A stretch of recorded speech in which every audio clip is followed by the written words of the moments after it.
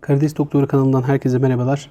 Kendin yap bölümümüzün 3. videosunda bugün sizlerle birlikte mos teline mos saracağız arkadaşlar. Hazırsanız başlayalım.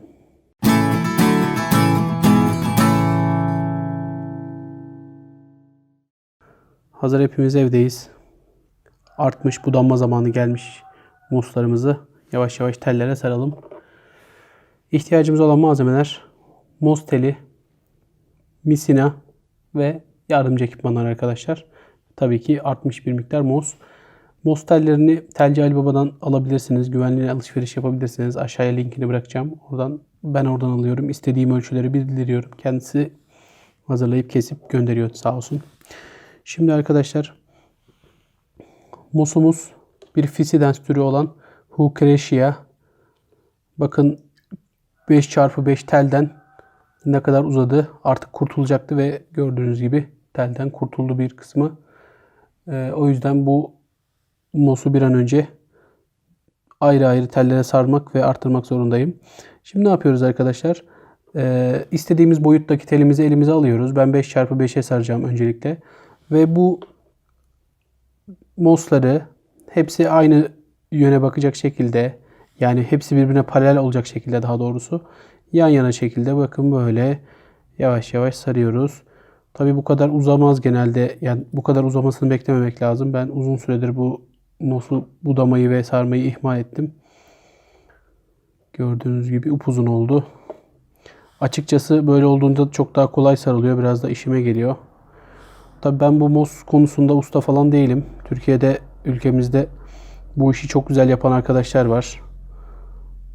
Gökhan var mesela Mosvaryum'da.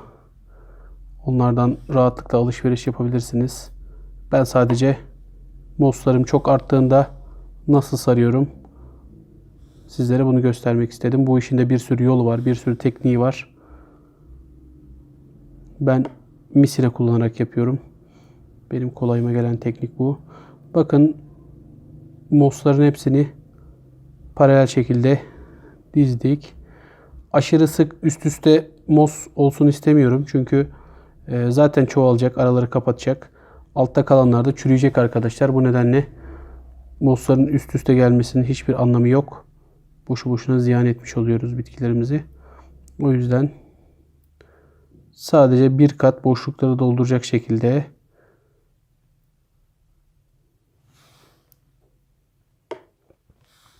moslarımı tek tek diziyorum. Hepsini aynı yönde dizmeye gayret gösteriyorum. Çünkü bu bana bağlarken kolaylık sağlayacak.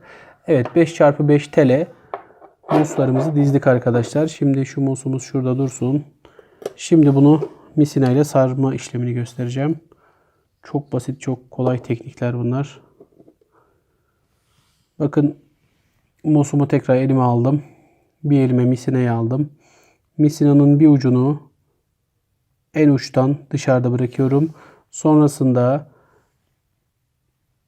sardığım moslara dik olacak şekilde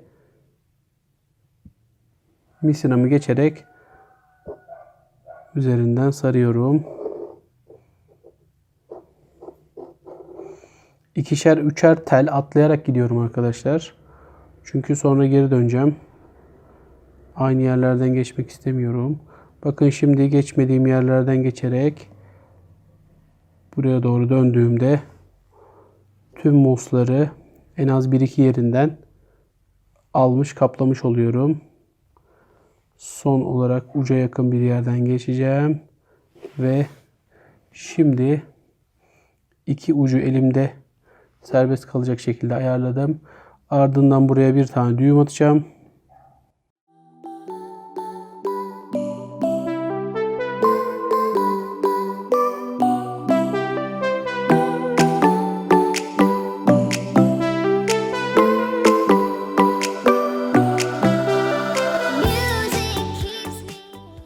Ardından makasla kesiyorum ve bir telim hazır. Gördüğünüz gibi çok kolay ve pratik bir yöntem.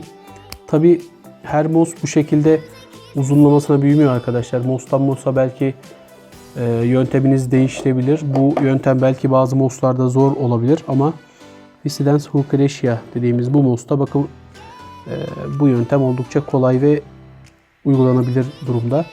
Bu da 10'a 5 bir tel. Bir tane de buna saralım arkadaşlar.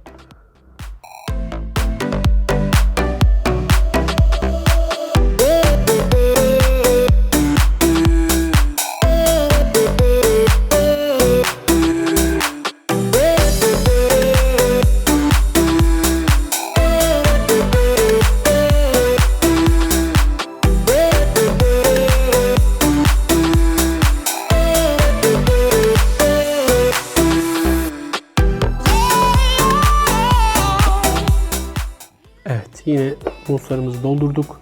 Şimdi aynı yöntemle bir ucundan misinamızı geçireceğiz.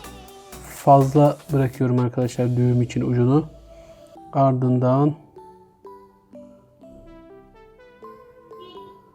misinayı dönmeye başlıyorum.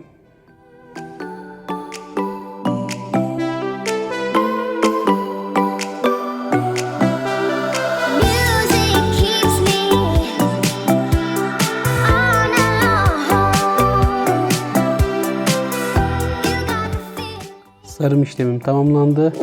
Şimdi misineye düğüm atacağım.